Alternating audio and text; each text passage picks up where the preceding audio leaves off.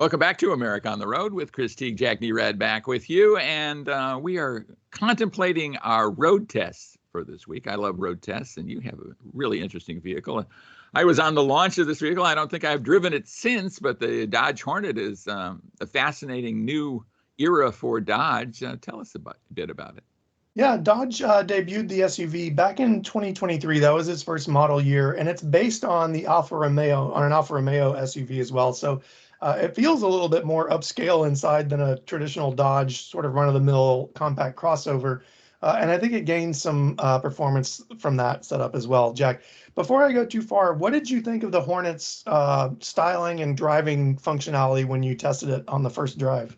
I liked it a lot. I'll tell you, I tested both versions. You're probably going to talk about this a little bit. I liked one version a lot more than the other. I won't go any farther right now on that, but I thought there was a lot of interesting aspects to it. At the same time, very European. I mean, way different than the typical Dodge, right?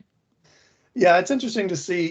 Dodge is one of those automakers that typically puts the volume and the station controls for the stereo on the back of the steering wheel. One of the things that really stuck out to me when I got in here is that it has a traditional front-facing volume control, which is a small thing, but it's completely different than all the other Stellantis vehicles you can buy. In any case, you get two powertrain choices here, and they're split by trim. So the GT that I tested gets a turbocharged 4-cylinder engine. That's a gas engine. The RT model, which I tested a while back, and I'll also mention in a little bit, gets a plug-in hybrid powertrain with more torque. So you kind of have two directions to go here. Pricing starts at around $31,500 for the gas model and reaches almost $50,000 for the plug-in hybrid. Now, these are prices for 2024. We don't have 2025's exact pricing yet, but I would expect them to be right around that mark. So, not too much more than that. But the GT, as I said, comes with a turbocharged 2.0-liter 4-cylinder. You get 268 horsepower, 295 pound-feet of torque.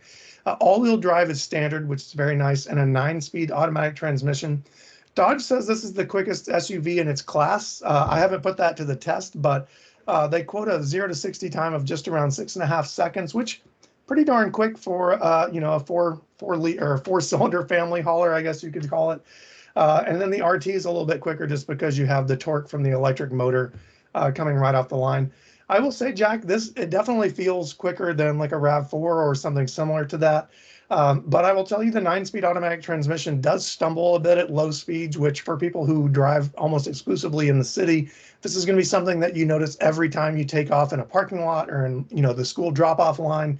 It stumbles a little bit as it's hitting first, second, third gear as quick as it can to save fuel economy, and that doesn't feel all that refined in motion. That said, the ride quality is very smooth. It's a comfortable vehicle on the road. There's a little bit more engine noise and road noise than I'd like to hear in this, especially if I had kids who still took naps in the car. But overall, pretty comfortable for a ride from a ride quality standpoint. Excuse me. You get cloth upholstery, if I could talk today, as standard. My GT Plus came with leather upholstery. You get heated and ventilated front seats. There's plenty of room, Jack, in the first two seats here. I would say the second row here would probably feel a little bit tight for adults, especially if you're trying to do 3 across. This is advertised as a 5-seat vehicle. However, my kids are not as tall as an adult just yet, so they're comfortable just fine in the back.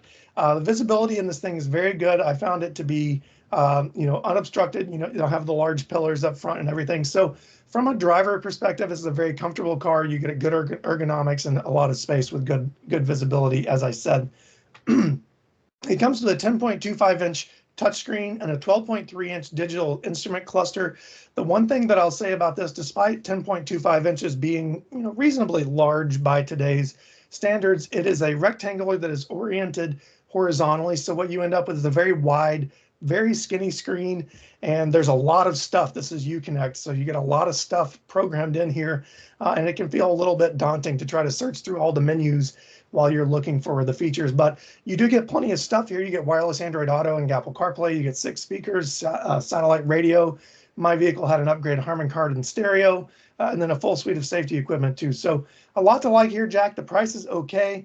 I think other than stumbles from the transmission and, some quibbles between Dodge and Alfa Romeo styling and things, I think I would be just fine owning this. It's very comfortable. Yeah, I mean, I got a sense that this is a European vehicle. I mean, as I'm driving it more and more, it doesn't seem like a mainstream compact SUV for the American market, which can be good or bad, depending on how you look at it. I mean, I like the handling of it. I kind of like this overall look of it. The feel of it. It gives you a bit of European lilt. At the same time, it's a Dodge, so that's kind of a cross culture battle there. But I think for the right buyer, it's great. I just don't see a compelling reason to look at this for the mainstream buyer in this segment. And this is the biggest segment out there. It is. Dodge Dodge is definitely an outlier in the segment. This is their first model there. So it'll be interesting to see how and if it takes off. I mean, we're now almost 3 years in, so we'll just have to see. Yeah. Well, I'm not seeing a lot of them in the wild here on the West Coast, but I've seen two. That's it. There you go. Maybe in the middle of the country. Yeah. We're seeing tons.